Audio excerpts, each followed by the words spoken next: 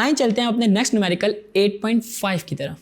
How much heat is required to increase the temperature of 0.5 kilogram of a water from 10 degree Celsius to 65 degree Celsius. आपने इस numerical के अंदर heat required को find करना है, यानी कि डेल्टा क्यू। डेल्टा क्यू का फार्मूला हमने MC डेल्टा T देखा था। आए इसको फाइंड करते हैं। हमारे पास जो गिवन मैस है वो इक्वल है 0.5 किलोग्राम्स के, और चेंज इन टेम्परेचर आपके पास है 65 माइनस 10 यानी कि 55 डिग्री सेल्सियस, जो कि 55 केल्विन के भी इक्वल होगा।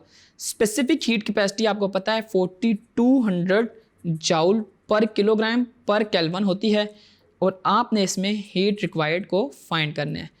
हीट रिक्वायर्ड का जो फार्मूला है डेल्टा क्यू का, और मैंने अभी आपको बताया कि वो MC इंटू डेल्टा T के इक्वल होता है। आई इनकी वैल्यू इसमें पुट करते हैं और इसको फाइंड करते हैं। M की वैल्यू है 0.5, C की वैल्यू है 4200 और डेल्टा T मेरे पास इक्वल है 55 के। और जब हम इन तीनों नंबर्स को आपस में मल्टीप्लाई करते हैं तो मेरे पास जो हीट आती है वो आती है 115500 जाउल।